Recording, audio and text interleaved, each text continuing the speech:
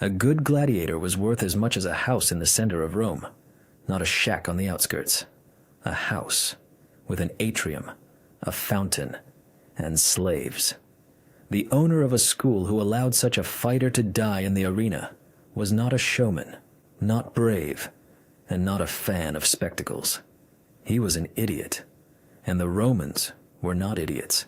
They were businessmen, and gladiatorial fights were not the insane bloodbath that Hollywood portrays. It was a business, a tough, calculated one with contracts, insurance, and a price tag on every drop of blood. Today, we'll delve into the full business model.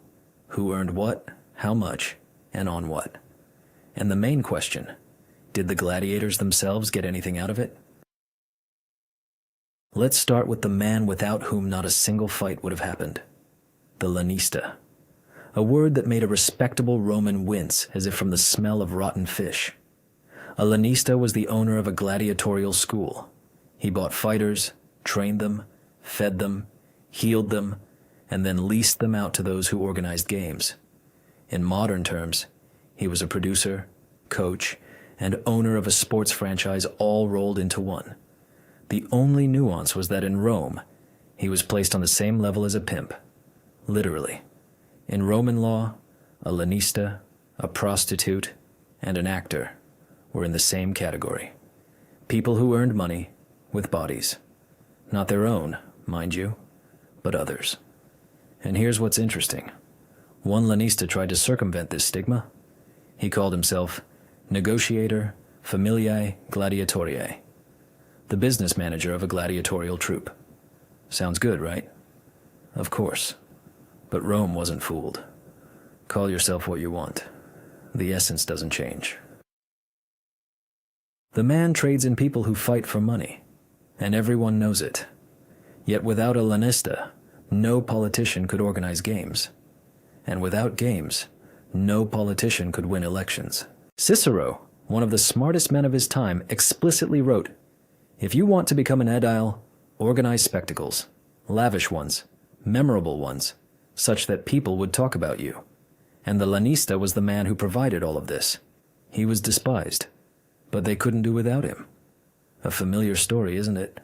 In any century, there's a profession that everyone hates, but without which the system doesn't work. Now, to the numbers. Because without numbers, it's all campfire stories. But with numbers, it's economics. Where did the lanista get gladiators? 3 sources. First, slaves. Bought in slave markets. After wars. From debtors' prisons. From devastated provinces. The price of an ordinary slave in the Pompeii market ranged from 1,200 to 2,500 sesterces. We know this for sure. Archaeologists found the accounting records of the banker Lucius Caecilius Jucundus, who meticulously recorded every transaction. 2,000 years later, we are reading his receipts.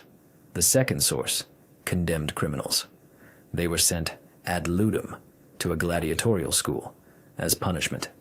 Free merchandise, but the quality, let's say, was inconsistent. And the third source, the most unexpected, volunteers, free citizens of Rome. But more on them later, because that's a separate story, and it overturns everything you know about gladiators. Bought a slave, what next? Next come the expenses. And this is where the lanista turns into an investor, because a raw, untrained slave in the arena is a dead slave, and a dead slave is a loss. A gladiatorial school, a ludus, operated like a training base for professional athletes. Only instead of fitness trackers, they had wooden swords for practicing strikes. Instead of protein shakes, they had barley porridge with beans. Gladiators were called hordeari, barley men. Not because they were poor, but because barley and beans were the ideal combination for gaining mass. Fat over muscle. Why? Think about it. If a fighter weighs 220 pounds and has a 2-inch layer of fat, the sword hits the fat, not the muscle. Not an artery, not a bone. He bleeds beautifully, the audience gasps, and he's alive. He'll heal in a month. This was not an accident. It was calculated. A doctor. Every respectable school had a doctor. not a village healer, a professional. Galen, one of the greatest physicians of antiquity, began his career as a doctor in a gladiatorial school in Pergamon. He stitched wounds, set bones, and monitored diets. Because a gladiator with an infection was a dead asset, and a dead asset was money down the drain. The lanista understood this very well. Each month of training meant expenses for food, the doctor, guards, and premises. The longer a gladiator trained, the more valuable he became. But also, the more he could command.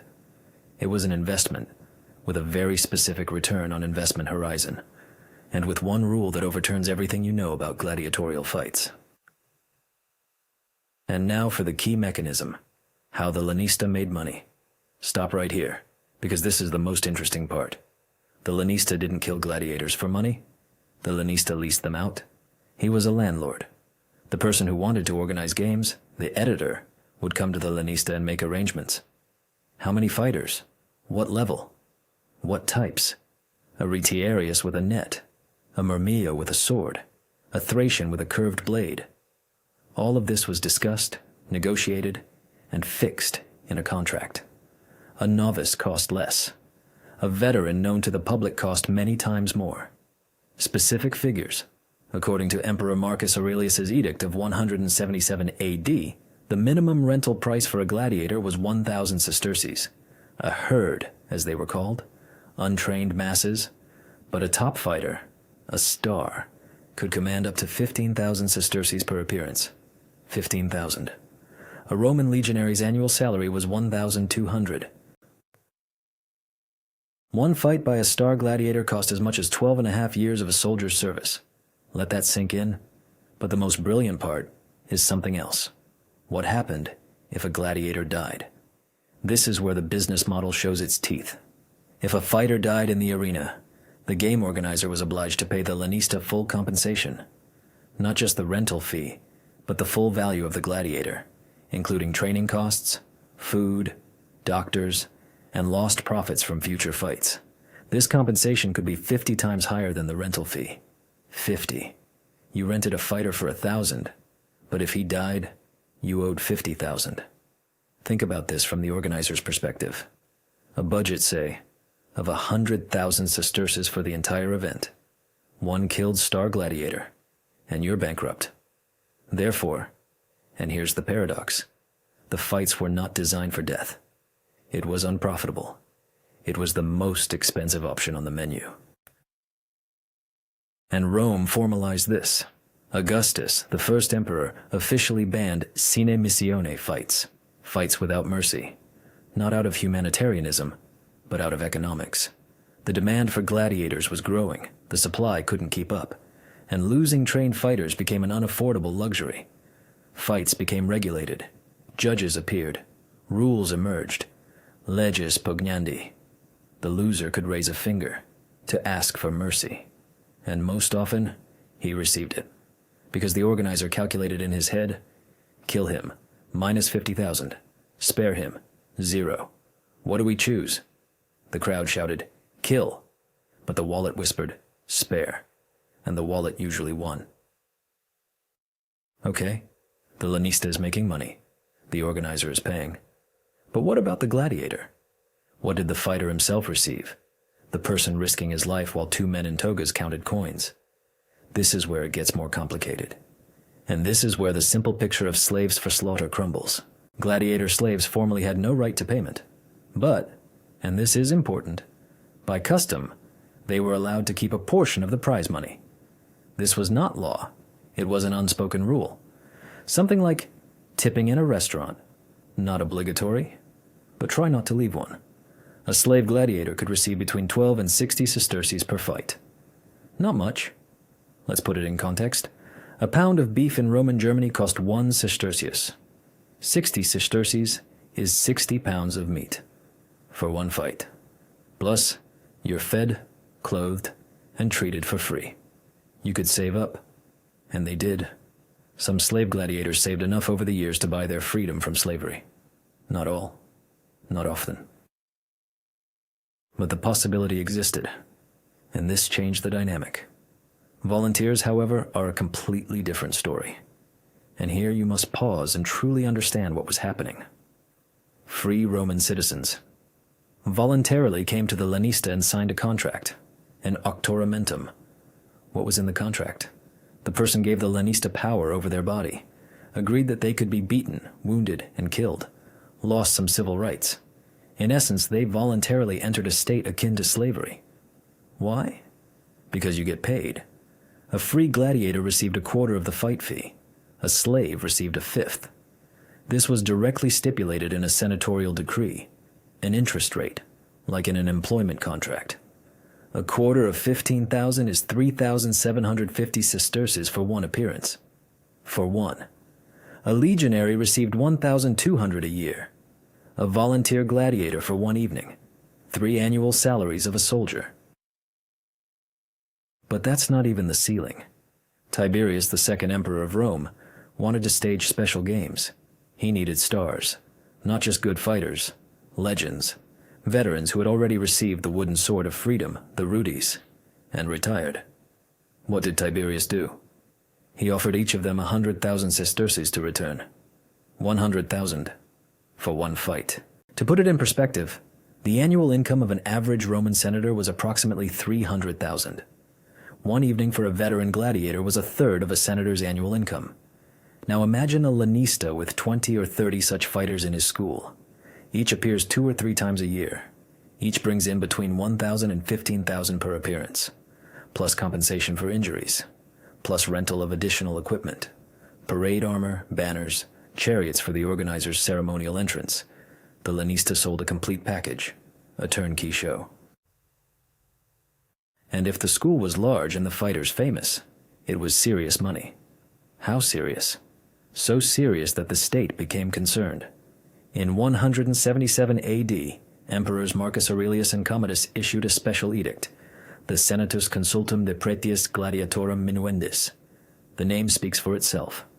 Concerning the reduction of gladiator prices. The first salary cap for athletes in history.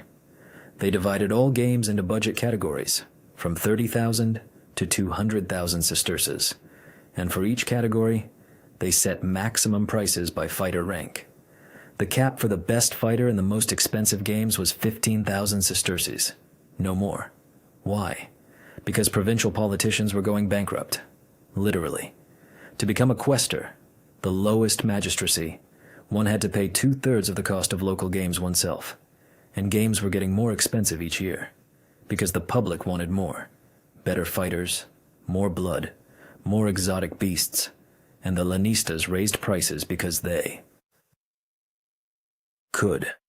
Demand exists, price rises. Basic economics. You know what strikes me most about all this?